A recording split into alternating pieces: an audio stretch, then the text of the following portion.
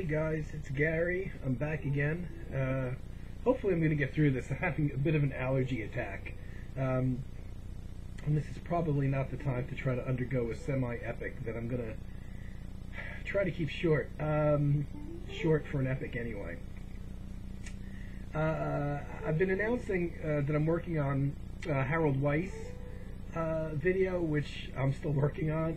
I've really been going through his albums and giving them all a good listen, putting them into categories, taking notes, and I'm thinking, I don't really know if anybody who watches my videos is really going to be interested in Harold Weiss after all, but I've done so much work listening to it and spent so much time that I might as well get through the rest of the albums taking notes. I have probably about 3 of his albums left out of the 8 or so that I've got to listen to, really take notes on.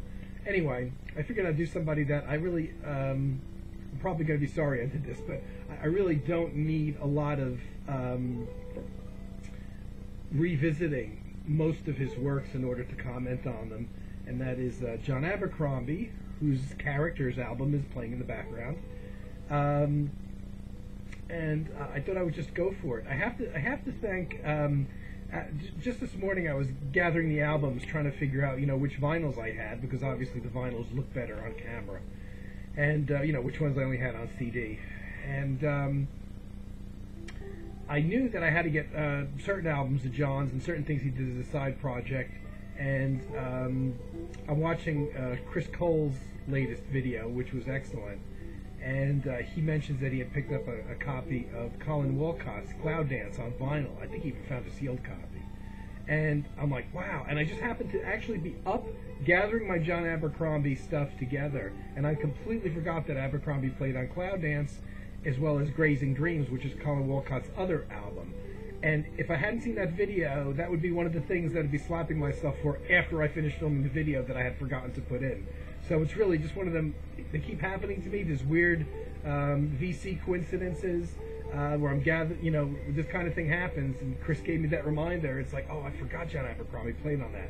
John did a lot of sideman work, so to try to definitively do that is not going to be easy to even get to all of it, or I don't know how much I'm missing of his side work, things that I'm not even aware of. Anyway, starting slightly out of order, just from a personal history, and a lot of these, the funny thing is I thought I had actually done a John Abercrombie video already, and I hadn't. The thing is a big chunk of this vinyl I've already shown, and I'm like, why did I show these? And I realized they were all in different videos. I had an ECM video of ECM albums that have never been re-released on CD, and I had some John Abercrombie albums in there. I had the Ralph Towner video, which I showed his duet albums with John Abercrombie, which I'm going to show again because they're kind of important, I think. And several things come up, including this first album that I'm going to show, where I've already shown a lot of John Abercrombie stuff. And but going over my videos, it's like, oh, no, I didn't do a John Abercrombie video. So I don't know how much of this is new. 50%, 60%, 35%. I don't know how much of it is new. But my introduction, oddly enough, very early in my discovery of VCM, Bar Phillips. This is probably the second album that I ever bought of VCM. My first album was Bar Phillips' 3-Day Moon, which I bought as a new release. And 3-Day Moon introduced me not only to ECM, but introduced me to Bar Phillips, Trelock Gertu, who plays on 3-Day Moon, Terje Riptel, who plays on 3-Day Moon, Dieter Feichner, synthesizer player, who plays on 3-Day Moon.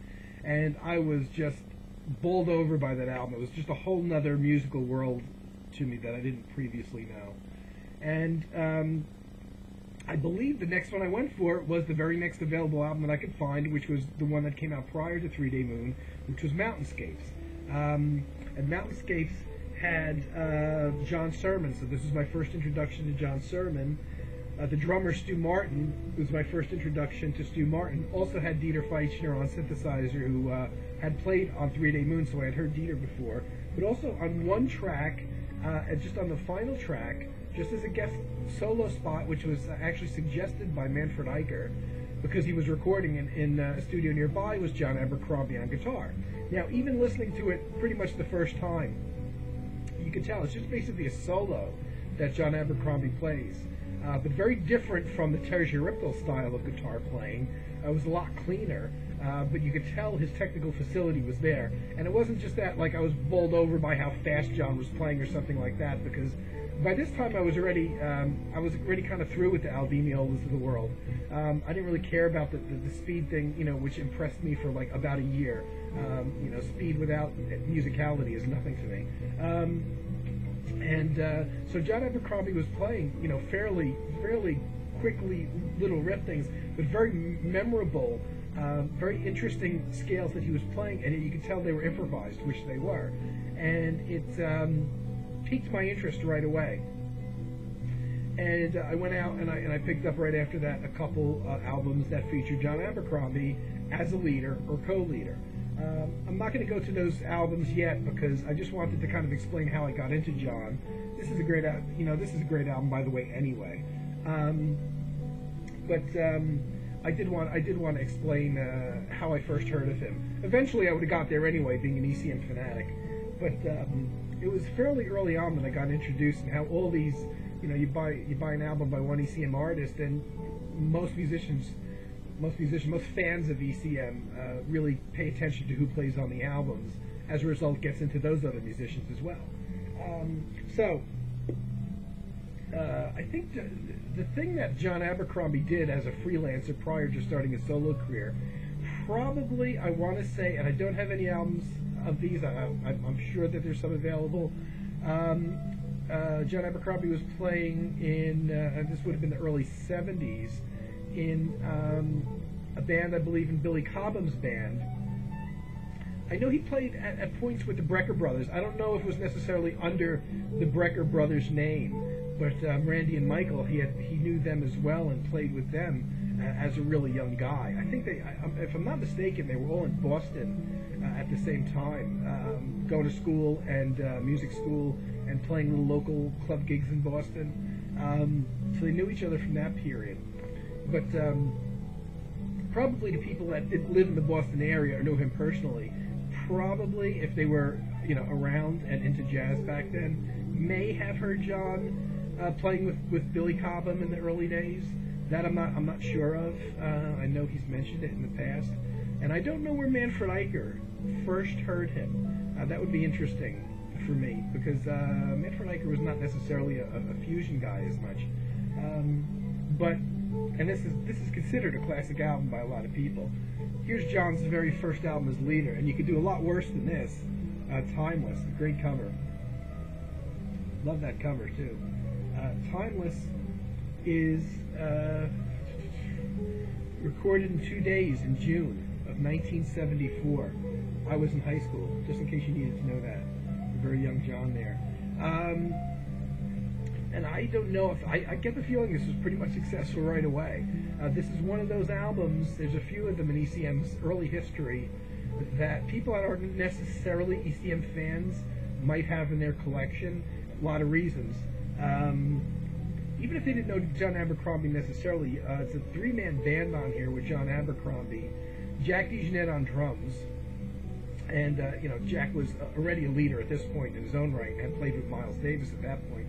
But I'll say the draw for a lot of people. But if you were around at this time, before John Abercrombie had a lot of stuff under his own name, you probably would know Jan Hammer, the keyboard player from Mahavishnu Orchestra, which was, you know, huge at this time. This is the early 70s, well, you know, mid-74. That may have been a draw for a lot of people. Jan Hammer's keyboards at the time were, you know, fairly really up there in terms of the guys that people looked for kind of like technical innovation, and guys, you know, that keyboardists that really took the latest technology in hand. Plus the fact that this is a very, especially for Mahavishnu fans, you know, very electric, kind of frenetic fusion stuff. This is now easy to get into, and it's probably John's rockiest album in terms of some material on here. And actually, the two rockiest songs on here, rockiest songs, were both actually written by Jan Hammer. But the album starts off with a Jan Hammer tune called Lungs. You know, to listen to it now, I have to be honest, it doesn't sound like much. and the keyboard sounds that probably blew people away, especially on this track, just don't, they sound incredibly dated now. The one thing I do like about Jan Hammer's playing on this is he plays electric organ. And that's the saving grace on some of the up-tempo tracks that I really don't care for. Actually, the two Red and Orange and Lungs are the two Jan Hammer tracks. Each track is very up-tempo, fusion-oriented, and it starts off each side of the album. Red and Orange is I like a little bit better because it's under 5.5 minutes, and it kind of encapsulates, okay, this is the fast fusion, rocky stuff. Whereas Lungs goes on for over 12 minutes, and it's too long for that kind of thing. And every time I play Lungs, to this day, I've listened to this album for decades, every time I start to play Lungs, the first 12-minute track, I always think it's the other track, Red and Orange. They're so similar in musical direction, and I'm waiting for this 3-chord riff that John plays in Red and Orange, and I'm waiting for that to hear that 3-chord riff in Lungs, and I don't hear it, and it's only halfway through the track that I realize that they're two different tracks that I've got in my head. The two tracks are very much alike. You could have really deleted out the whole Lungs thing. It's, the funny thing is, too, with this is John's playing on those two rocky tracks kind of sounds a bit dated, too, because instead of using a jazz tone or the kind of tone that he got known for later on, he kind of uses really trebly, like late 60s rock tones when he's strumming the chords. And it really kind of sounds dated. And he also uses a fuzz box at times when he's soloing, and that doesn't sound like much of the Abercrombie we know. On those two tracks, he does that. And I have to be honest, they sound very dated. The whole Lungs track goes on for about 6 minutes of this frenetic, up-tempo fusion thing with the three guys playing well, but it just doesn't sound like much to me. And then the second half settles into this almost like a funk riff, played on like the bass synthesizer. Seems like Jan Hammer's focusing on a very simple riff that seems to be played on some kind of bass synthesizer, because there's no bassist on this. It's not pedals, it's not the organ pedals that he's using, and it kind of just sits there in that funk mode for kind of too long for me. So, and the Red and Orange track, which is another Jan Hammer track, which is fusion, it's better because it's shorter. It kind of encapsulates, okay, here's what we could do when we play fast and rockish. But I got to say, people hearing it now, I think, would not like the guitar tones. They're kind of too tart, dated sounding. The guitar almost sounds late 60s in it until Abercrombie steps on the fuzz box, and then it sounds too rockish. It doesn't really work. Where it does work is the other 4 tracks on the album. There's a track called Ralph's Piano Waltz, where John uses more of a pure, clean jazz tone. That's a semi-up-tempo thing, but it's really nice organ on that. Really nice organ by Jan Hammer. And the other remaining 4 tracks are all written by John Abercrombie. Ralph's Piano Waltz was also dedicated to Ralph Towner, and Ralph Towner actually recorded his own version of it. But it's essentially like an organ, guitar, and drums track. Mid to up-tempo, but nice. Very clean tones, lots of Jan Hammer organ playing. It's really nice to hear Jan Hammer's organ playing in this. And that's a good up-tempo track. I think they included that on either the Works or Rarum compilation. I have to check. Another 12-minute track is Timeless, the title track, which is a very famous, laid-back, almost new age piece. That piece was definitely ahead of its time, and a piece that everybody that buys this album seems to love. It's very repetitive, but it doesn't really build, but that's the intention is not to build. It's very atmospheric. It's kind of this descending riff that just repeats over and over for the entire, with no variation for the entire 12 minutes. But it's all about mood. And again, it's organ, some really nice, mellow, laid-back organ playing, some nice, clean guitar playing. It's an atmospheric piece, and it's definitely one of John's signature pieces. Quite long for 12 minutes. It ends the album, which is a nice way to end the album because it kind of drifts off into nothingness. And that's another track, oddly enough, that actually other people have recorded as well. I believe Glenn Moore did a version of it, I want to say with the Mojave group, with Larry Karush and Glenn Velez. I believe it's those guys that did a version of Timeless, as well as Ralph Towner did a version of Timeless. And it's very odd to hear Timeless done with a different permeation of instruments other than what you hear, you know, because it's a very heavy keyboard-oriented tune, and guitar, but especially the keyboards are really playing the whole riff that set it up. There's 2 tracks on here which are my favorite, actually. Both written by John, and they're both acoustic. They're both short. They're the 2 shortest tunes on the album at 4.5 minutes each, and they are situated in the same place on each side. They're the middle track on each side of the album. So they would be the 2nd and 5th track on the album overall. And one's called Love Song and one's called Remembering. They're both very similar, but they're very pretty acoustic ballads. Jan Hammer on acoustic piano, John on acoustic guitar, and a real nice breather from the more frenetic, up-tempo fusion pieces. Really beautiful little tracks. A lot of that was improvised in the studio. You could tell it's kind of a main theme. And they tend to play a bit, you know, fast back and forth between piano and guitar at times, but you tend not to notice it, or it doesn't seem like it's a fusion track so much because they're playing on acoustic instruments, and the kind of the beauty of the acoustic guitar and acoustic piano really shine through in those 2 tracks. The only people I'd really like, I would recommend this if you're collecting John Abercrombie works, but I wouldn't recommend it as an early purchase unless you're a guy having trouble getting into jazz and, you know, you're coming from a rock background. It might be a better way to slip into it because you got the up-tempo rock tracks on there. But it's not a bad album. I don't consider it one of John's classics because he's got so many that he's done. Next up, I don't have everything John did, but I'm doing these in kind of an order. In March '75, the following year, because the first was '74, John formed a group with none other than Jack DeJohnette, his drummer buddy, and to Dave Holland. And this is the first Gateway album. I love that cover. Love that cover. Again, March '75. This was recorded. This is an equal band. Dave Holland actually wrote 4 of the pieces on there. So initially, on the first album, it almost seems as if it was more Dave Holland's group. There's one track called "Unshielded Desire" by Abercrombie and DeJohnette that sounds like it's an improvisation, basically, just drums and electric guitar, which is why they both got credit. Oddly enough, no bass on that track. And a track called "Sorcery 1", which was written by Jack, which was recorded on one of Jack's early pre-ECM albums. I believe the album was called "Sorcery". So it seems like Dave Holland may have been the guy that really wrote the new material for this album. But it really is an equal album in terms of the weight of the musicians, I think, involvement in it. And, you know, Dave on upright bass, Jack only on drums. Jack doesn't play piano here. And John on electric guitar. And, you know, I should have given this another listen. I don't think John even, if I'm not mistaken, a couple short tracks, I don't recall what they sound like on here. I know he's playing electric and fairly aggressively on a bunch of these tracks. I'm not sure if there's any acoustic on here because there's 2 tracks that are very short that I don't recall what they sound like. I want to say I'm not sure that there's any acoustic on here, though.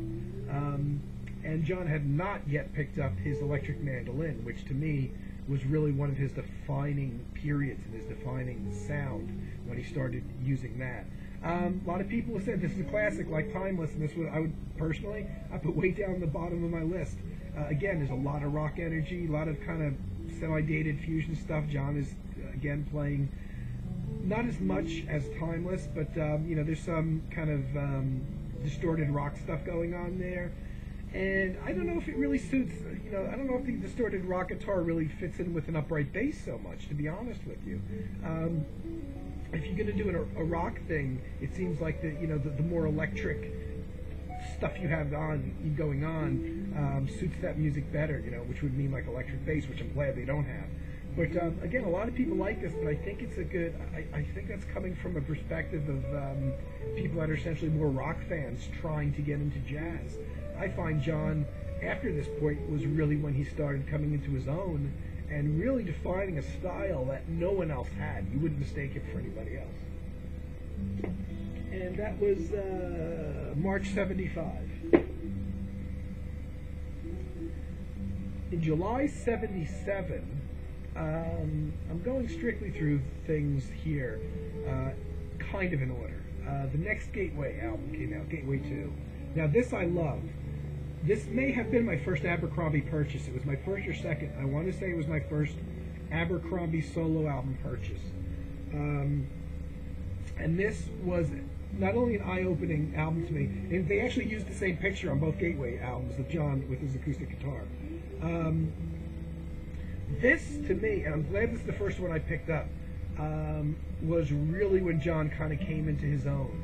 He doesn't really use, he's kind of dropped the electric distorted sound. He uses it on one track here, but it totally works, and it's less of a distorted sound than it is a sustained sound. On a track called Nexus, written by Dave Holland, and it's a kind of simple repetitive riff played on bass that John plays some kind of legato lines over on the guitar, where he does use a little bit of distortion. It's more sustained than distortion, and it totally works on that track, and as a matter of fact, it works really well. It makes a nice contrast to the quieter stuff on this album. To me, personally, this is John's first classic album in terms of, so let's see, he did Sargasso Sea before this, which is a classic as well, but not counting the Ralph Towner duet. This is one of his first. Let me just say, it's one of his classic albums. I wouldn't be without. It starts with a track called Opening, credited to all three musicians, and you can tell listening to it, it's a total improvisation. And you really have to pay close attention to it, because it starts off in total quiet nothingness, with Jack DeJohnette playing some wind chimes, and the bass slowly starts to come in, and then you hear a little tap on the snare drum, and pretty soon it starts to build. It takes a couple minutes to build, and then the drum and bass start going, and eventually John pops in. The interesting thing with this, when I first heard it, was I wondered, considering it's basically guitar, bass, and drum setup, why you're not hearing Abercrombie play any chords on it, and why you're not hearing him play down further on the neck. Everything seemed to be high up on the neck. What I didn't realize until probably years of listening, was this is the first album that I'm aware of that John used the electric mandolin. I got to take that back, because he did use it earlier on Sargasso Sea. But this is the first album I heard him play electric mandolin on. And the entire track of Opening, the electric mandolin is this little tiny, it looks like a Stratocaster, a mini Stratocaster, and you don't really play chords on it. It's basically, I believe it's only 4 strings, and it's basically you play single lines on it for the most part. There's a slight bit of overdubbing at a couple moments where John plays this phrase, and he overdubbed the phrase with a second electric mandolin part. But essentially, it's very bottom heavy, because you've got Jack's drums, which are very powerful. There's a lot of bass drum going on. You've got Dave Holland's upright bass, and then nothing in the middle. And you've got all the way at the top end this electric mandolin with John playing solo, and it's kind of process sounding. It's process sounding quite a lot like the early sound that Pat Metheny had, like on the Pat Metheny group album, with a lot of chorus on the guitar, very clean, but a lot of chorus on it, reverb and chorus. His electric mandolin has that. It sounds beautiful, but it was weird. I'm like, how come he doesn't play any chords? Because it sounds like he's playing strictly on the high end of a guitar, until you listen really closely, and there's a couple key phrases that give away that it's not being played on guitar, that it's actually the mandolin. So this entire thing has actually no harmonic, no chordal instruments on it, and it's all John just kind of soloing and playing riffs, and it builds up, it builds down. There's a little brief drum solo in there. It's a fantastic piece. I don't think any of this was written out at all in the studio. I wonder if they even picked out what key it was going to be, and maybe they did that, and that was it. And to this day, I mean, I've been listening to this since 1978. I still sit there in awe listening to this piece. And oddly enough, John himself, I don't think he's listened to this in years. I heard an interview several years ago that was on a podcast somewhere, where John said, he kind of didn't think that this album was that great. And I'm like, are you kidding me? Have you listened to it? The opening track alone would be worth the price of it. Sorry guys, I'm getting stuffed up here. My allergy is a bad allergy day. There's a 4.5-minute track which closes out side one after the 16-minute opening, which is this really pretty track by Dave Holland called Reminiscence, and it's acoustic guitar, upright bass, and drum. Very little drums. It's actually more just cymbal work by Jack, because there's not a timekeeping aspect to the drums. It's a slow, moody piece. I mean, it's weird because it's very much a piece that in modern times you could hear being played on like electronic keyboards. It's very slow and atmospheric, mysterious, and really pretty. And it's a fantastic, beautiful track written by Dave Holland, and with just John Abercrombie playing acoustic guitar. So it's weird, on the entire first side of the album you've got no electric guitar at all from Abercrombie. Starting the second side, there's a track called Sing Song, which is about 7 minutes, which finally John picks up electric guitar on, using a very clean sound, very much like the early Pat Metheny sound. That's a composed track, probably the most composed track on the album. And it's also the closest thing to a mainstream jazz track. It's got the jazz chords, it's got a melody, it's got chord changes, very pretty, more mellow, laid back track. Very nice, very pretty. It would be a track that I might be tempted to play for guys that are strictly into bebop, electric mainstream jazz guitarists that aren't ready to kind of go off into the other realms that represent a lot of John's work, and people like Ralph Towner as well. The next track, which I talked about briefly, was Nexus, the Dave Holland track.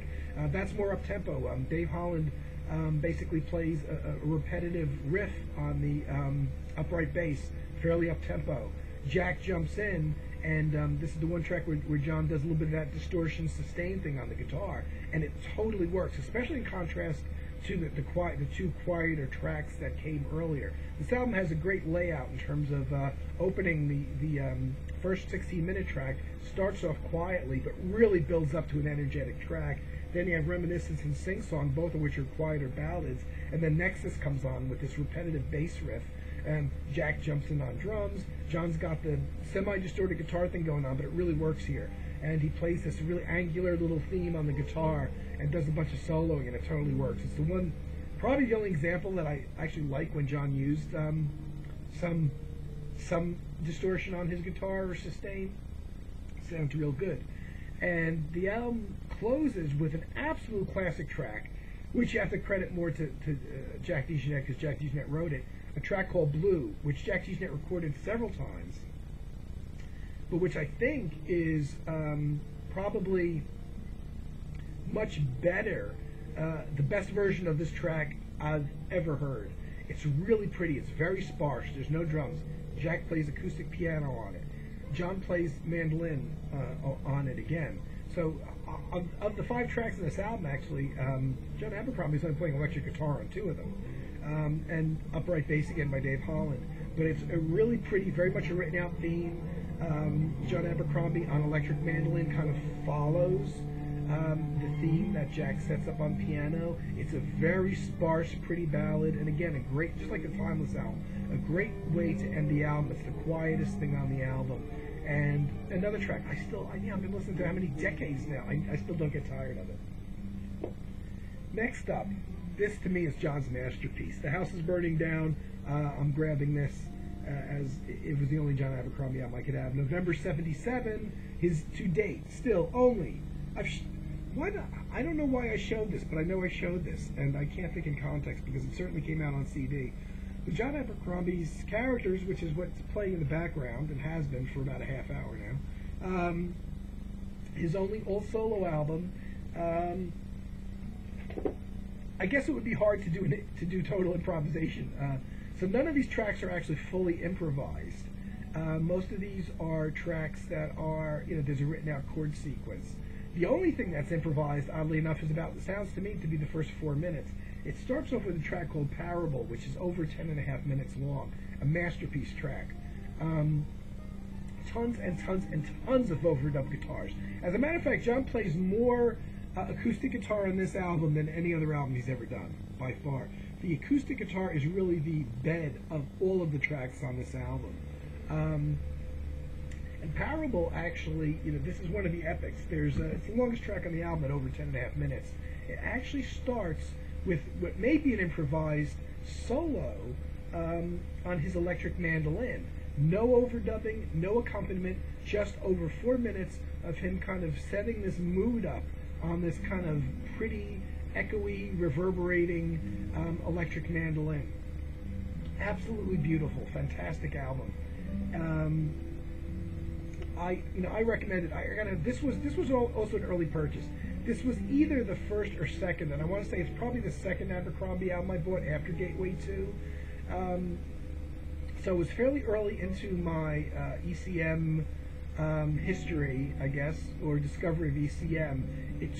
It's such a subtle album that it did take me a little while to, I'd say to appreciate. I appreciated it right away, but I had to listen hard, I guess, really pay a lot more attention to it, I think, at the time, because the themes are very subtle. It's a very quiet album. There's really no screechy guitar on there or guitar solo leads or anything. There's definitely more overdubbed guitar than on any other Abercrombie album, which makes sense because it's his only solo album. But there's an incredible bedrock of beautifully recorded acoustic guitars on here. The electric mandolin sounds fantastic. The electric guitar sounds fantastic. But there's much more acoustic guitar on here than electric guitar.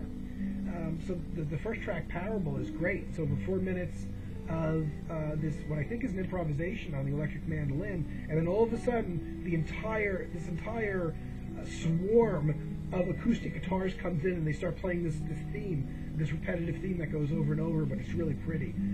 Mostly on acoustic guitars, and when it jumps in, it's like, wow, that's really nice. The next 3 tracks, Memoir, Telegram, and Backward Glance, all in the 3 to 4.5 minute range. They're all really pretty ballads. And there's not a throwaway track on here. The album is certainly ballad heavy, no doubt about it. And I'm looking at my stack and I'm realizing this is going to go long. The album is definitely ballad heavy, but there isn't a throwaway ballad on here. That's the first side. The second side starts with the only, I'll say, slightly avant-garde track on here, something called Ghost Dance, and it sounds kind of spooky intentionally. It's got an odd, slightly dissonant theme to it going on. It's intentional, but it's good thing it's recorded well, because if it wasn't recorded well, it might not get pulled off, because it's kind of dark. It would be the one track that I think a lot of people wouldn't get and maybe wouldn't appreciate, but it's kind of this darker, moody thing, and it's almost 7 minutes long, so it's one of the 3 epics on the album. But again, a lot of mandolin, a lot of acoustic guitar and electric guitar in there as well. But the electric guitar is all played in a very clean fashion. There's 2 tracks that follow. Both are under 4 minutes. Paramore, which is a track that John actually recorded again, and Afterthoughts, both as well as the previous ballads. They're both ballads, really sparse, mostly acoustic guitar, if not entirely acoustic guitar. Really pretty, really pretty. And it ends with a 7.5 minute track, which I love, called Even Song. And John plays, it's the only track that John kind of plays a slightly more electronic sound on electric guitar. He uses a volume pedal, so he plays a chord, and then he brings up the volume, so he swells the chords in, so they come in like a keyboard. Very, very spacey and atmospheric. He's got acoustic guitar playing along with it, but it's easily the spaciest. To me, it's better than the Timeless track even, and it's not recognized as such, but definitely is in my book. Even Song is just fantastic, and another great way to end the album. It's a track that you can just put on repeat and just space out to. It's got those fantastic swells that sound like a keyboard on electric guitar, but there's some figure picking going on, acoustic guitar under there, and it's a fantastic track. It could go on for another 20 minutes, and I love it. And that's, to me, that's John's classic. Recorded in '77, just fantastic. I don't personally think he'll ever top that. John then formed a band and recorded December '78, so like a year later. He formed his first working band. None of the previous albums, strictly under his own names, like Timeless, were really a working band. Gateway was, but that's a cooperative group. But John recorded his first of several albums with the John Abercrombie Quartet called Arcade. Lovely, lovely, lovely, lovely, lovely album. I think this is one of those albums that's overlooked. This should get the accolades that Timeless does. I think it doesn't because it doesn't have that rock energy fusion thing going on. It's very subtle and very quiet, but it's an absolute masterpiece. And probably, you know, it's up there. Number 3 maybe, my favorite Abercrombie albums. Great band, Richie Byrock on acoustic piano, George Mraz on bass, Peter Donald drums. They recorded 3 albums, were a working band for a few years, late 70s, getting into 1980, and great material. On this album, they actually do that track Paramore from John's Characters album. They actually do it as a quartet band track here, pretty ballad. And oddly enough, there's only one other Abercrombie track on here, the 9.5-minute Arcade, the title track. Another pretty track. The other 3 tracks, Night Lake, Neptune, and Alchemy, are all written by pianist Richie Byrock, who's a big part of, you know, his part isn't just I'm playing the chords so John can solo over them. The piano is really probably 50% of the sound on here. It's no knock of John, that's apparently the way John intended it. And it really works because it makes for a very moody group. And atmospheric music and quiet. There's nothing that's really up-tempo on this album at all. It's only 39 minutes. It could go on for another 39 minutes and I wouldn't complain. But this is a fantastic album. This is one that, because it's subtle, it took me a little while to get into. Not that I disliked it at all, but it's one of the ones, like Characters, that I really had to sit and listen to what's going on and listen to the chord changes. Because it's not evident. It's not like, oh, here's a rock track and that's a great electric guitar solo or something. It's much more oriented toward, I think probably a lot of John's albums are like this. It's actually oriented toward the musical pieces and not the instruments so much, not the setting up something so you can do a great solo over it. Now, oddly enough, this album is, all 3 of the Quartet albums from this band have not yet been released in America on CD or by ECM. On 2 different occasions, including once recently, I don't know why, ECM licensed this album for CD release in Japan only, and a Japanese company, this is the only instance I can think of where this has happened, a Japanese company actually released a CD version of this album. This is a good album to have on CD. The vinyl's worn. It's a very, very quiet album.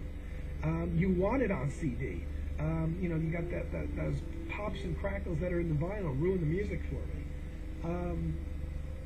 And a number of years ago it came out on CD in Japan. It was very expensive to buy, and I didn't get it. And it went out of print, and I was hoping that ECM was going to reissue it as well as the other 2 albums recorded by the Quartet.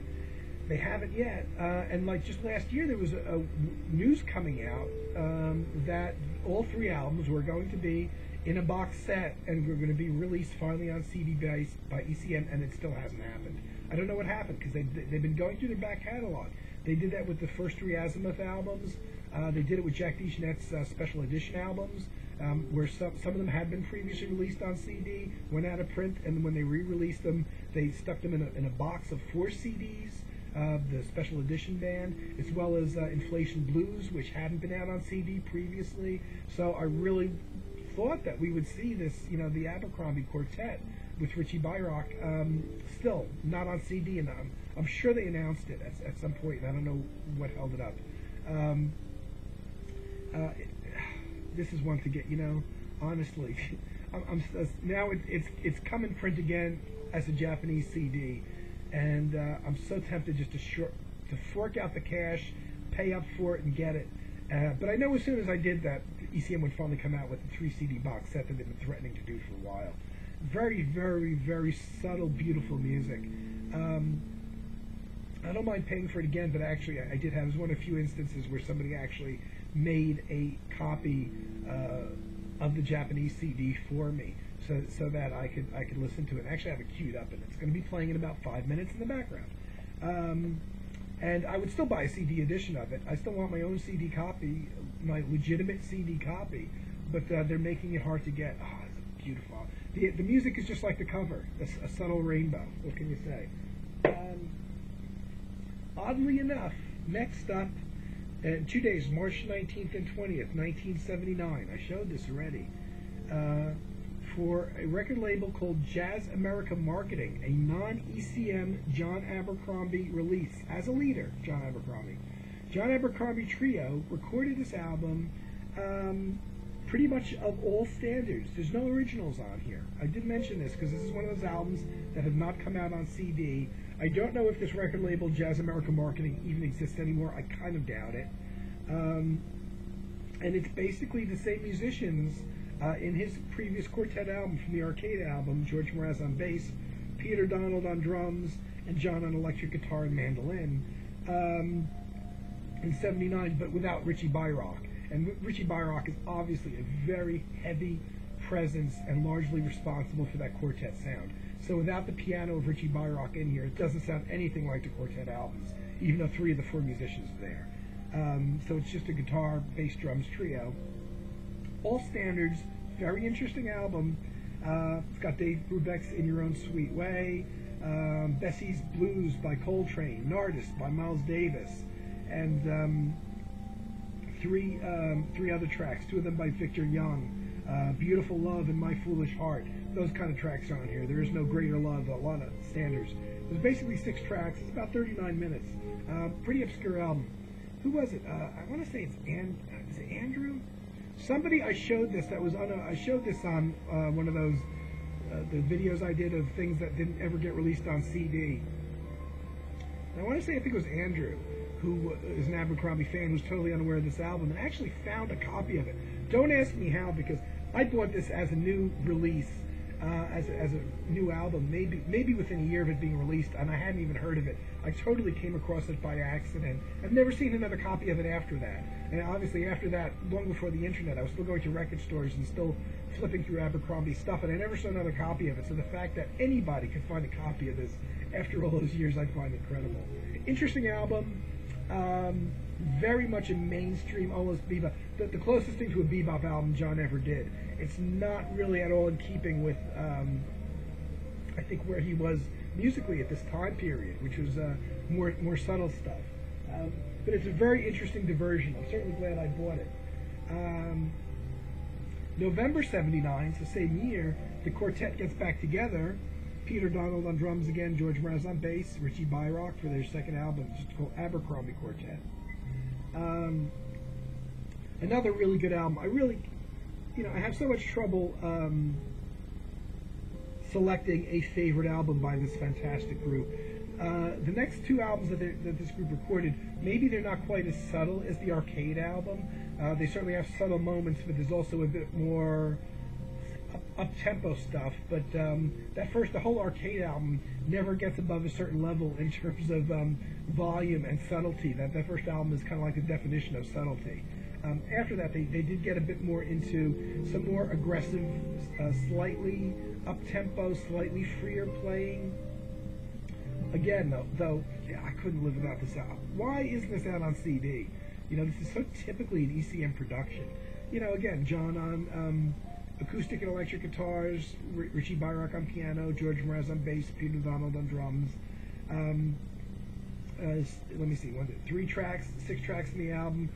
3 were written by Abercrombie, 2 were written by Richie Bayrock, so 3 are written by Richie Bayrock, and 3 by Abercrombie. So it's an even split on this album. November '79, another fantastic album. For a while I thought, maybe this is the lesser of the 3, and then I remember a few years ago listening to all 3 back to back, and all of a sudden month or so, it became my favorite. So that goes to show you how good the 3 albums that they recorded for ECM are, that I'm constantly rotating which one is my favorite. The next and last album, sadly, by this group was recorded in 1980. Where's the date? November 1980. Just called M. Another fantastic album. This starts off with one of my favorite pieces called Boat Song. It's almost 10 minutes. It's so quiet and so subtle, and the vinyl is so worn. It starts off with just some little effects on the guitar, and it's hard to describe what's going on and what he's doing, and some sustained chords, and it's so peaceful and quiet. And the vinyl is so worn at the beginning with those little clicks and pops, drives me crazy. I am dying, just dying to hear this. You know, on a CD where you could just, you know, just endlessly listen to just what's being played and not the damn vinyl noise. But I don't know if that's ever going to happen. Again, it's the same band. You know, Richie Bayrock on piano, Peter Donald on drums, George Mraz on bass.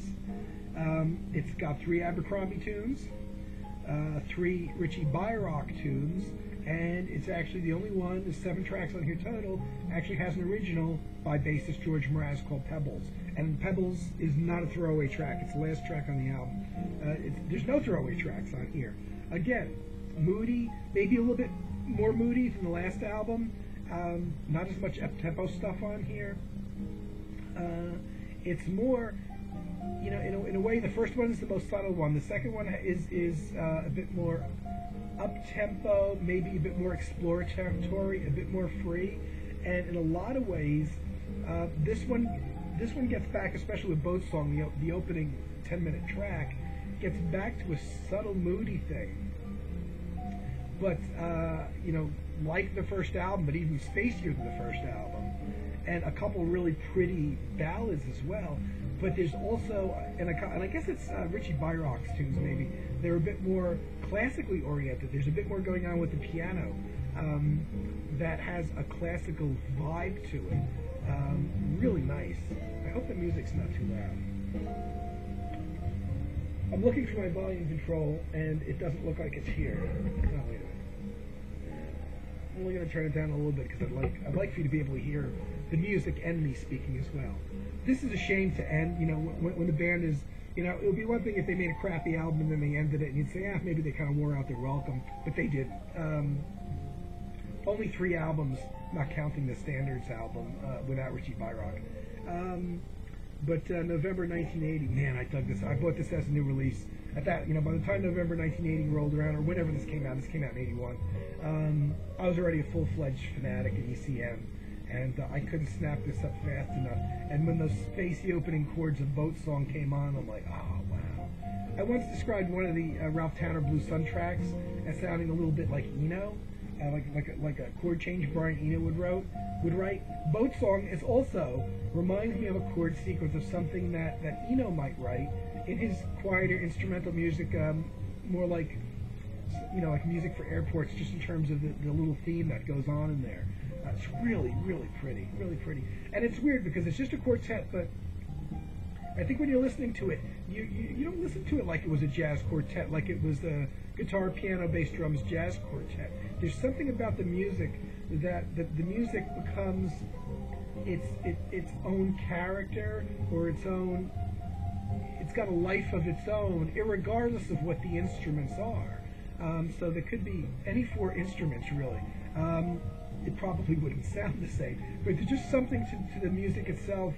You know, as much as I like to focus in on individual instruments, when I'm listening to a lot of this, I really do. This is what you should do. You should focus in on the music, on what's going on what the music's saying, and not necessarily what the guitarist is playing or what the bassist is playing. And when you play a little bit yourself, that's always a danger that you encounter. Not much to the cover design, and just, you know, listing the credits on the back, but just a just a fantastic album. So that's 1980.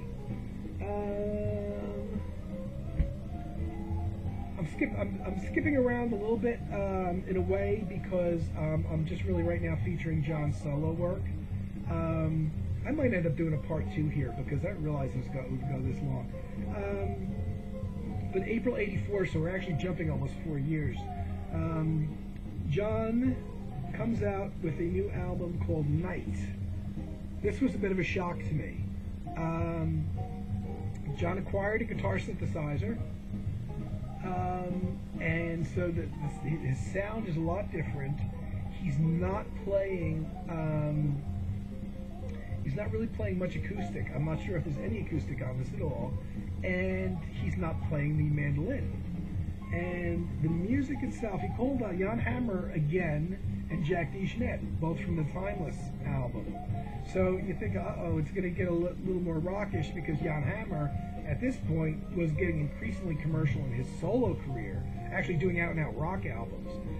So even beyond the Mahavishnu fusion stuff, Jan Hammer was really full-fledged with a bit more aggressive keyboard playing, a bit more in the rock field, really, than in the quieter jazz field. You certainly wouldn't mistake him for Richie Bayrock. Mike Brecker appears on saxophone here as well. And the first track is called Ether Reggae. And it's just that. I'm still shocked when I hear to this day to hear John Abercrombie doing like a semi-reggae tune. But not only the fact that it's a reggae tune, and it's very much like a fusion kind of album, but the sound of the guitar synthesizer is very different from what he's used, and a bit more aggressive, I want to say. More what you would expect from a prog rock dude than from a jazz guy. There's another track, Night here, which is there's a pretty ballad on here, and there's more up-tempo kind of jazz blowing stuff, and he does do some more clean guitar, electric guitar sound. But those couple tracks that are heavily synthetic, and Jan Hammer here, I don't think he plays any piano on here. I don't recall. I don't think there's any piano. It's very electronic, keyboard oriented, not organ like on Timeless. So it's not an album. When you look at it, you think that it's like Timeless Part 2, but it really isn't. It's very much of an 80s kind of fusion album. I don't think if you played it for me that I would really guess that this was Abercrombie, with the exception of maybe one of the ballads on here. But I always think of it as a lesser album, and when I put it on, there's definitely reasons to think that. But then there's little gems in there as well. But I wouldn't send anybody out to go run and buy this so much. But his next album, which was recorded in September '85. Now John still had the guitar synthesizer, but I think he uses it better here. And his first album with the new trio that he formed, fantastic upright bassist Mark Johnson and Peter Erskine on drums. This trio lasted for a while. Again, I'm trying to recall. I don't think the mandolin is on here again. John plays guitar synthesizer. There's 7 tracks on here. One track is called Clint, the opening track, and it's very up-tempo. It's a fusion-y track, and it was just today that it dawned on me. I'm like, who did that remind me of? And I've been listening to it since the album came out. It was, by the way, the name Clint is directed at Clint Eastwood, kind of as a dedication to him. It's very kind of like a rockish, with a rock theme, and not at all in the style that I was used to hearing John play. And it's very catchy, and at first you love it. And then, if you play the album a bunch, it's the one track that you like the least, because I think it's overly simple. And so it's the first track you grasp a hold of, and you want to hear it at first. And it's kind of like an AM radio hit, And it's like, okay, I've heard enough of that, and where the other tracks are a lot more involved and musical. There's a whole bunch of guitar synthesizer sounds on here, but I think he's got them a little, with the exception of the track Clint, which to me sounds like a weather report. I could see Joe Zawinul writing this at around the time of Heavy Weather. Because later on in Joe Zawinul's Weather Report career, he got away from writing melodies that you could actually hum or really listen to. The melodies of his music became very obscure. But around the Heavy Weather period, when Jocko was in the band, and you had a song like Birdland. This is almost like John Abercrombie. Clint is almost like John Abercrombie's Birdland. It's got a theme that repeats that you could kind of hum and sing to yourself. The problem is it kind of gets old after a while. And it doesn't sound at all like him. But right after that, there's a long track on here called Alice in Wonderland. He does another version of Ralph's Piano Waltz.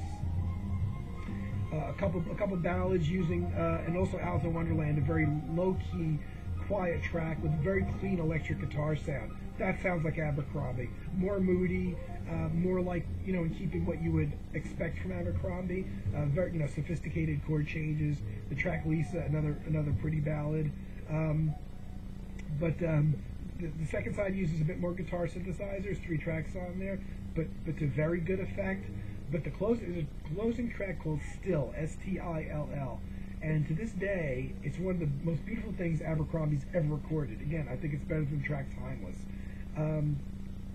I was amazed when I first heard it because I assumed that the largely what sounds like an electric organ sound was played on guitar synthesizer. But there's a certain technique to pressing the keys that doesn't really translate well to playing guitar. And I always thought, at the time, it's an awful good organ sample. Guitar synthesizers didn't have that great organ samples that you would really mistake it for a real electric organ back in 1985. And there's a percussive way that you hit the keys on the organ that are very much present on the track still. And years later, I heard John interviewed, and somebody said, "Well, was that really a guitar synthesizer on still? It really sounds like an organ." And Abercrombie was like, "You know what? I don't remember. I might have actually played organ on there." He didn't credit himself with playing organ. He didn't credit himself with playing anything besides guitar synthesizer. But I really do think it's an organ on there. If you can find it on YouTube, if you don't know this track, it's so beautiful. It's based on a couple organ chords, and then John plays some guitar over it. Really pretty little set of changes, very much in the vein of the Timeless piece, the track Timeless, but even better, I think. It's an absolute. To me, it would if that were the only track on this album, I would still buy it. Still, it's such a beautiful track.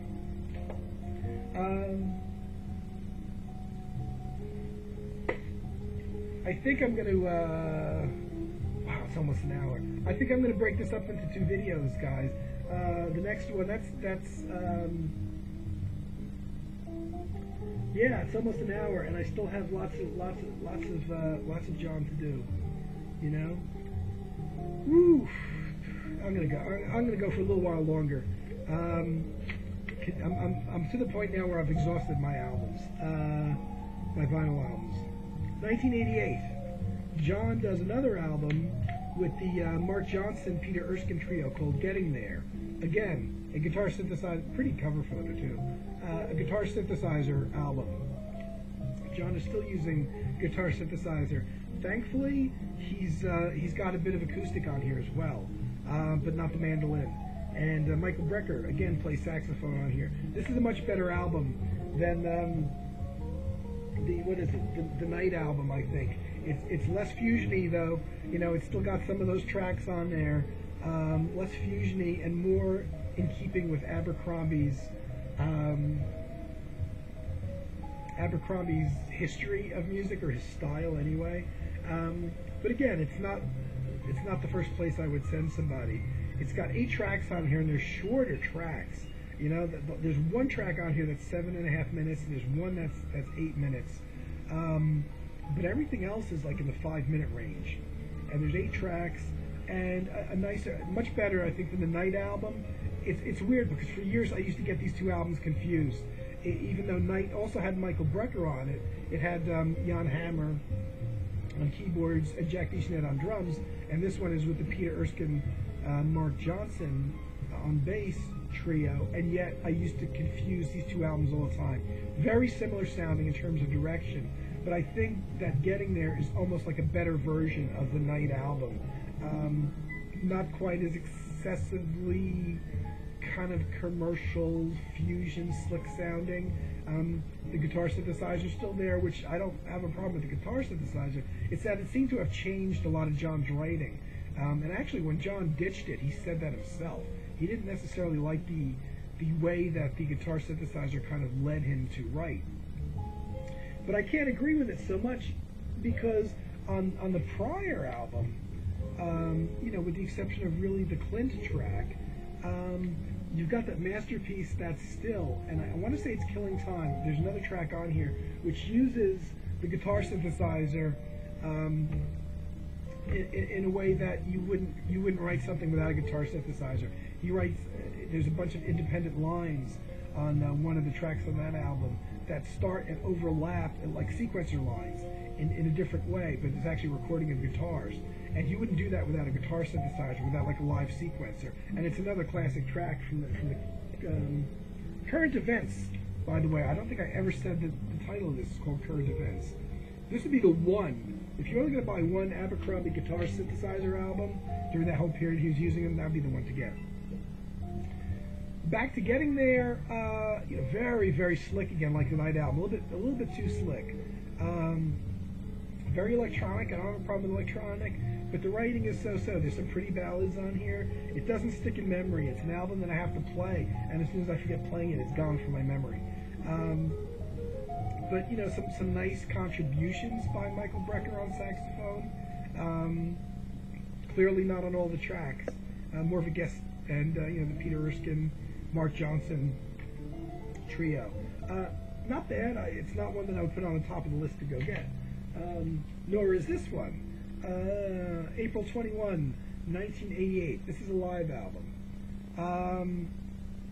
This is a bit raw, and I was really excited to see it. And it was recorded in a Boston club.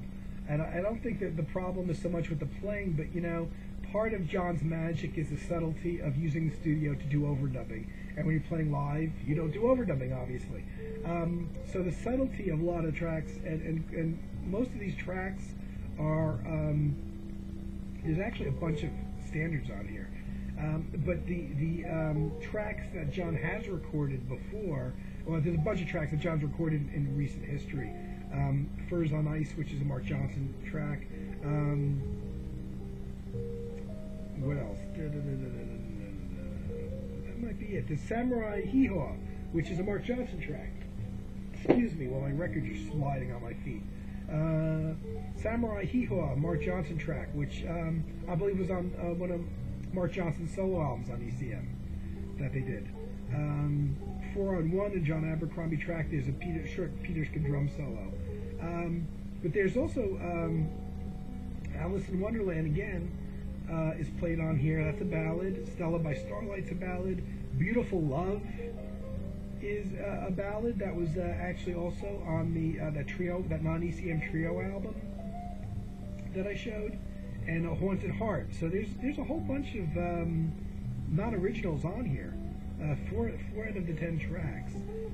Guitar, synthesizer, again, upright bass, drums, Mark Johnson, Peter Erskine. Probably the least interesting, I think, of the trio albums, only because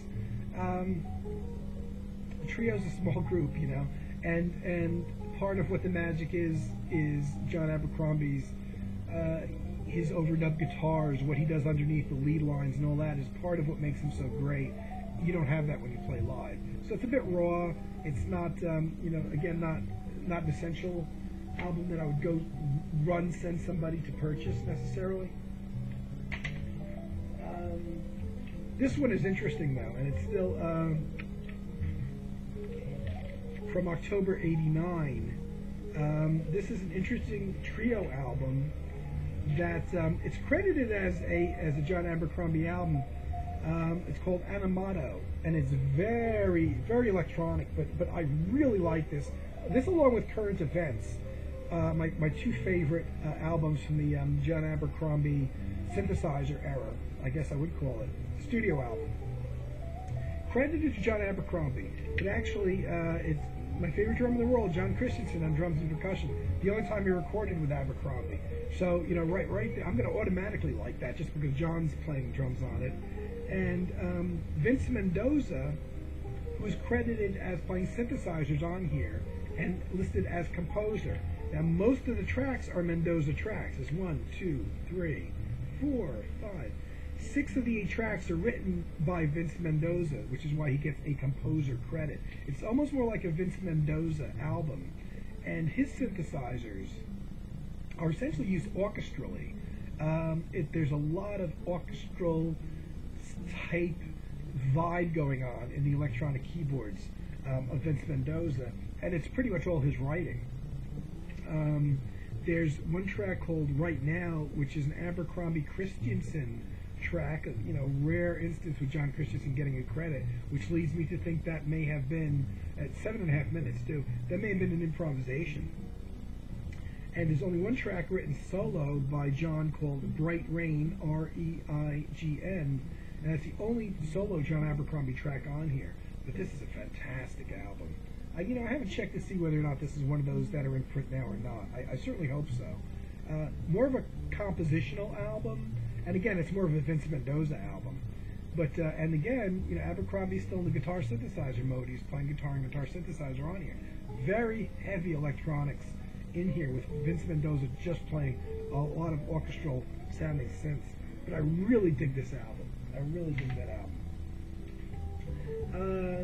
Next, this jumps ahead to June 1992. I don't have all the albums by this trio. John formed another working band, another trio, with Adam Nussbaum on drums and Dan Wall on Hammond organ. So this was a working group for quite a few years, and I don't have all their albums. And actually, one of the ones, I forgot which one it was, I sampled recently, and I was pretty impressed by it, and I was sorry I didn't buy that one instead of this one. I love Hammond organ. It's one of my favorite instruments, but I'm really sick of hearing it played in a bluesy context, and unfortunately that's what it's done. Dan Wall plays pretty much here in a bluesy context. I would just love it if somebody stopped playing it in a bluesy context and just use it like you would use a keyboard, any electric keyboard. And so, you know, I was really excited because I love organ. And to me, you know, it's nothing wrong with Adam Nussbaum. I saw him play live as John Scofield's drummer once. Dan Wall, nothing wrong with him as a keyboard player. I'm just not as excited about the direction that the music was taking at this time. At this point, John Abercrombie, by '92, he had ditched the guitar synthesizer. Unfortunately, when he did, he didn't bring back the electric mandolin, which was really sad. It's a good, not great album. There's some pretty ballads on here. A lot of tracks are written by Dan Wall on here. About half the tracks are written by Dan Wall. And one track is credited to Abercrombie and Nussbaum, drummer Adam Nussbaum, which leads me to think again that was probably an improvisation. Not bad, but when I heard it, I was a little disappointed, and it didn't send me running out to buy the other albums by these guys so much. And I did sample, I don't know how many other, I want to say they made at least 2 other albums just as a trio. I sampled one of them, the 30-second sound clips that are up on Amazon or wherever. And it was better than this album. And I'm sorry I didn't pick that one up, and of course that one's out of print and you can't get it. Not bad, maybe not 100% my thing. But then in an odd turn, I don't want to say when this is because the recording date isn't in here. In an odd turn, because John had just established a new band with Dan Wall and Adam Nussbaum, but in November '92, he actually gets back together with his prior trio, Mark Johnson on bass, Peter Erskine on drums, and records another album with the old trio, oddly enough, called November, from '92. And he invites John Sermon to play sax. So John Sermon, obviously big ECM staple guy, kind of, I would say taking the place of Mike Brecker. But you know how John had been inviting Mike Brecker to a couple of his prior albums from the '80s as a saxophone player to kind of just join more as a guest soloist on about half the tracks or so. The previous albums, here you've got that basic trio: Mark Johnson, Peter Erskine, and Abercrombie, and they're invited John Sermon. John Sermon's part on here is pretty big. I'm not sure if I can't recall now if he plays on all the tracks. He does play on most of them. And it's a bit different now. John has dropped the guitar synthesizer, so he's getting back to a more clean electric guitar sound. Unfortunately, he doesn't bring the acoustic back. He doesn't bring the electric mandolin back. It's more in keeping with the moody, angular ECM stuff, not necessarily the pretty stuff. It's a bit more of a searching thing. And if you're familiar with John Sermon, there's a big difference between Sermon's own music and I think his direction and somebody like Mike Brecker. Mike Brecker's more of a improvised blower in the more traditional jazz standard kind of type of player than John Sermon is. John Sermon's more of a searching kind of guy. So it's an interesting album, and it's weird that John kind of called back his old trio to make another album. And I know John did a tour with John Sermon too at one point. I don't know who else was in the band. I don't know if it was Johnson and Erskine that were in the band, which may have been why he called back his old band after having established his new band with Dan Wall and Adam Nussbaum. Interesting album, probably more interesting for the people really deep into the ECM aesthetic because it's heading off in that direction more. And I'm not sure if exactly when this happened, but it happened sometime in the 90s that John suddenly got the idea to stop using a pick on his guitar and to play strictly a fingerstyle with his fingers. And I have to tell you, it really changed his music. There's a lot less dynamics in his music, I think, to hear him using his fingers. There's just something about the pick, you know, you could pick softly, you could use your fingers, you could pick aggressively, which is louder. I noticed a change, and it took me probably a couple of years to really notice what it was, and then somebody else commented that they didn't really like his playing in recent years because he stopped using the pick, and there's a lack of the dynamic flow that used to exist in his music now that he's doing finger picking. I have a video of him playing, I want to say it was recorded in 2000 or after, just him playing solo, with not in front of an audience, but in a television studio. And you see, oh yeah, he's not using a pick. Plus, he dropped the guitar synthesizer, but he didn't really pick up the acoustic so much again, and didn't pick up the mandolin, and doesn't have a lot of variation on the sound of his electric guitar, so his guitar sounds pretty much the same from track to track. And then with the lack of the change of dynamics, because he's finger picking and he's not using a plectrum anymore, it kind of makes a lot of his playing sound the samey from track to track, and to me it's actually far less interesting. But I hate when they don't put the recording dates on these things. Anyway, many years after the last album that the Gateway Trio with Jack DeJohnette and Dave Holland recorded an album was 1977, and in December of '94, Gateway gets together again for the first time in a long time, and records this album. I can't get the sticker off that I put on there. Called Homecoming, and it's okay. I honestly don't think it's nearly as good as Gateway 2. Gateway 2 just does it for me. Not as subtle. Jack DeJohnette plays a little piano on here, but considering the length of the album, I believe this is over, it's a 73-minute album, so there's a lot of material on here. They wrote material for the thing, but the thing that kind of doesn't make it work quite as well, I think, as the Gateway 2 album is there's not enough piano on here for my taste, considering how long the album is. But the big thing is John's lack of changing the sound on his guitar from track to track. It seems like, I'm not 100% sure, but I think he was ready into the finger-picking stage at this point. And just the fact that he dropped the guitar synthesizer, but didn't really pick up the acoustic much anymore, and did do the electric mandolin. So the electric guitar, he's sticking to only basically two sounds on the electric guitar. He uses that very clean sound, which sounds fine, but 72 minutes the same guitar sound, you know, tends to get boring after a while. But he also then goes back to using a distorted rock sound, which he hadn't really used since the Timeless album, on those tracks that Jan Hammer wrote. And to me, that really doesn't work within the John Abercrombie aesthetic world, because it just brings the music somewhere else. And they released 2 albums from these sessions, actually, but they were all from the same session. The 73-minute Homecoming, which I showed, which is all compositions that they brought in. You know, Dave Holland and John Abercrombie brought in, and Jack DeJohnette brought in 2 tracks. And they also recorded one, which I like a little bit better, actually. This one, it's called In the Moment. And that was actually recorded at the same sessions, but came out quite a bit later. And this album, which I actually like better, is all improvised, apparently. So while they were recording these written compositions for the previous album, or the previous selection of songs, not really previous album, it was a very big session where they did all this material, they were also recording these pieces that were based on total improvisation.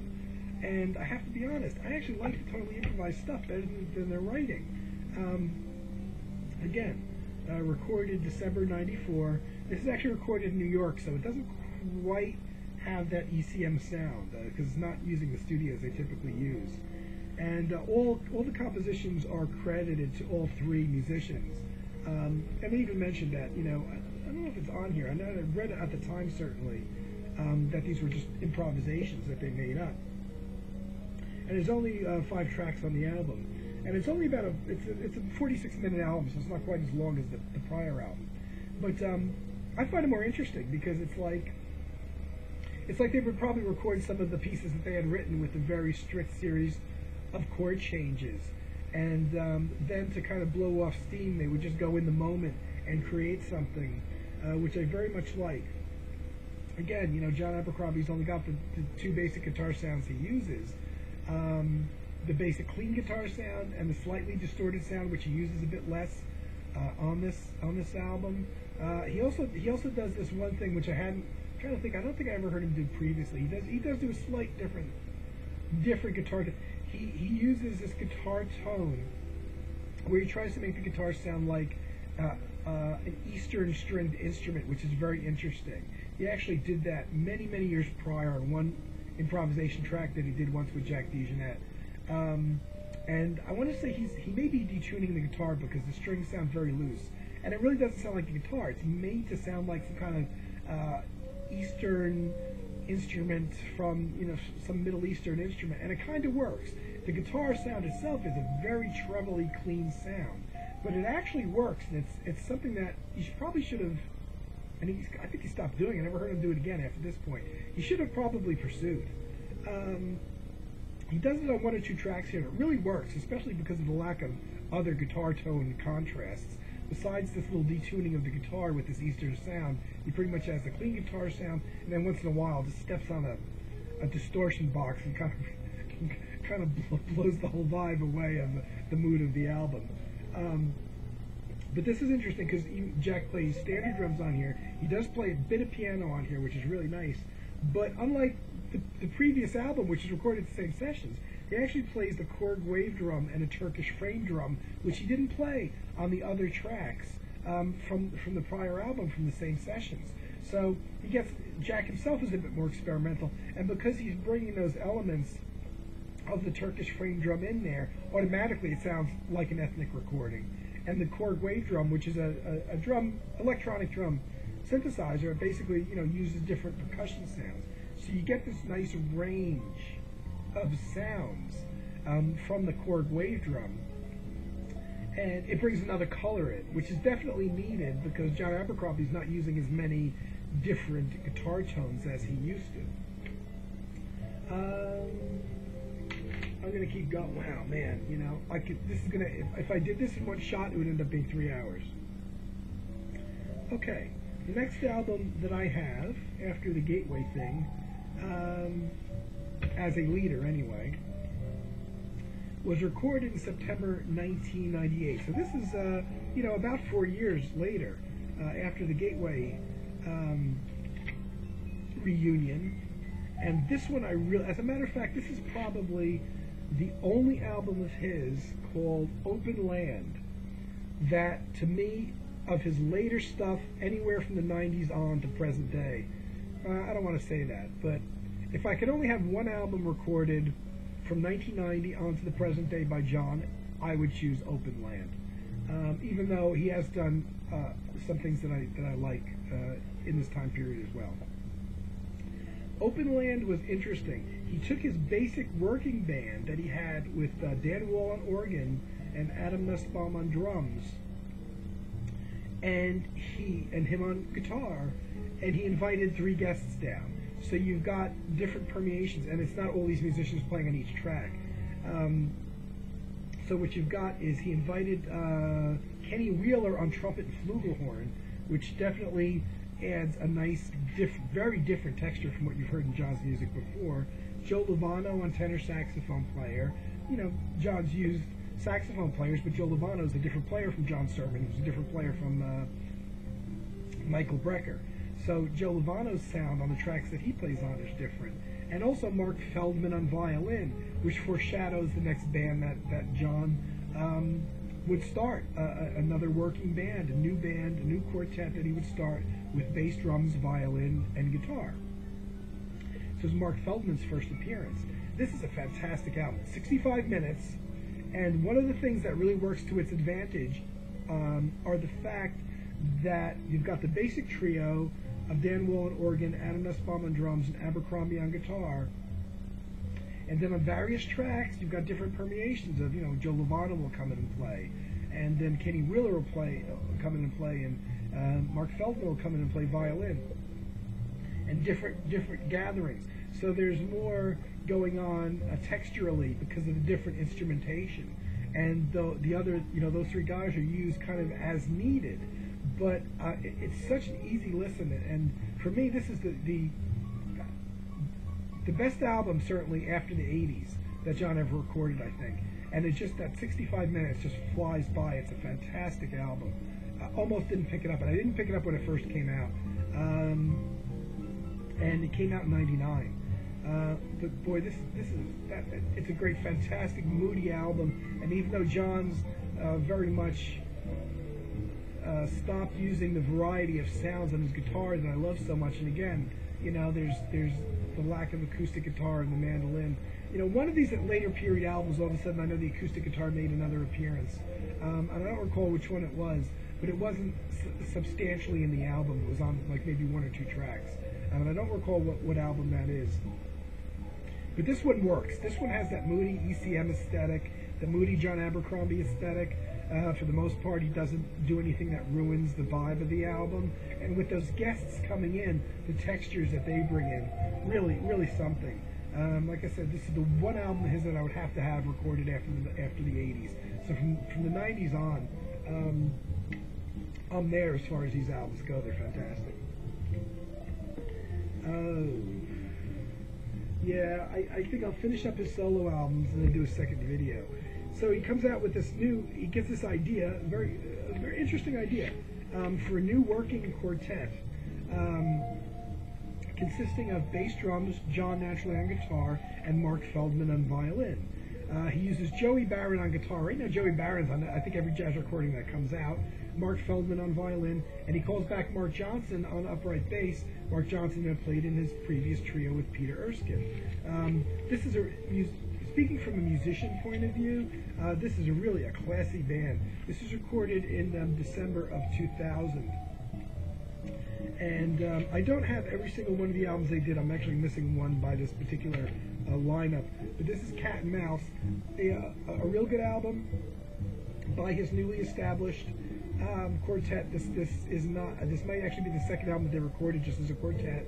But very well recorded. You have to record this well when you're dealing with acoustic violin in a context with electric guitar, and upright bass and all that, and drums. A really good album. I must admit, I haven't pulled it out and listened to it for a while.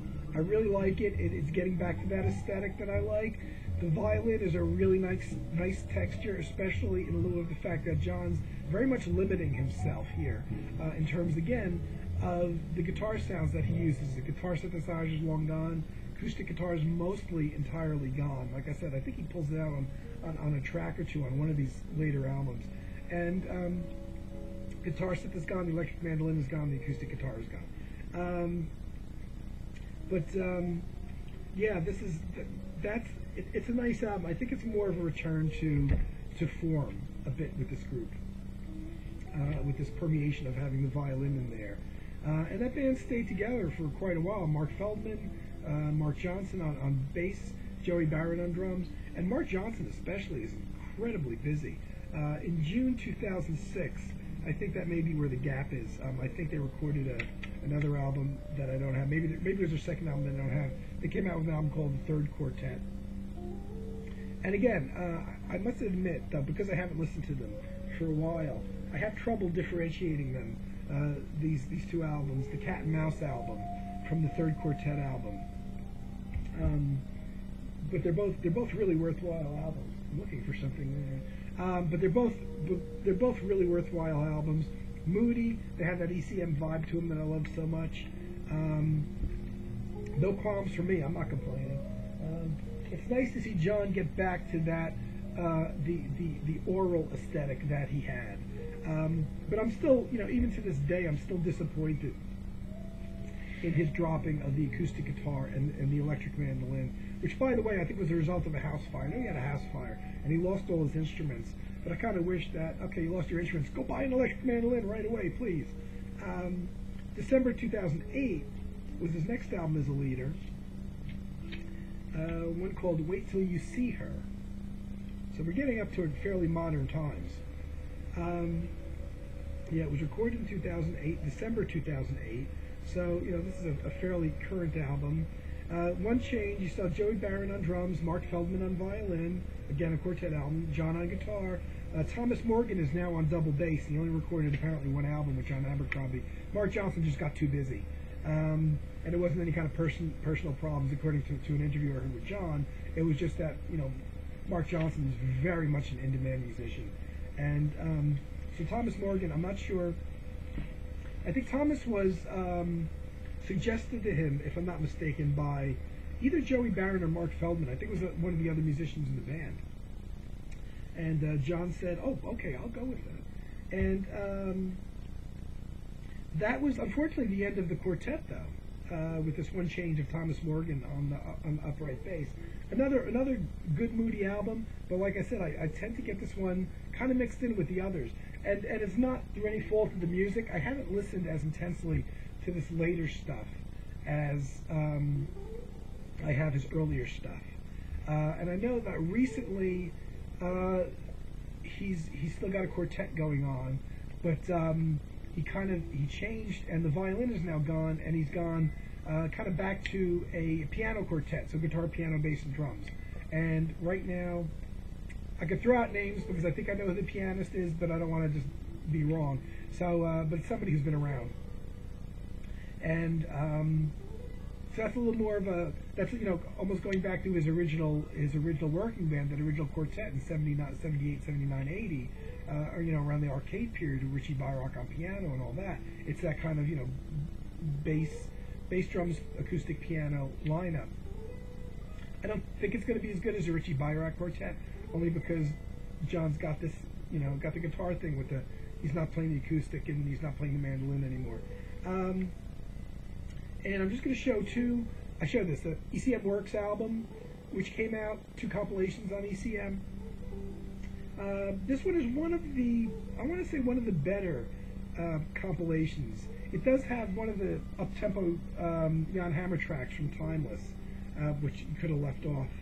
And actually, there's 2 tracks from Timeless, which, considering, there's only 8 tracks on here, you don't really need two from Timeless. And plus, leaving off the title track, a track from his work with Jack DeJohnette in the New Directions band, a track, a duet with Ralph Towner, and some of the '80s stuff is on here. Not a bad sampler.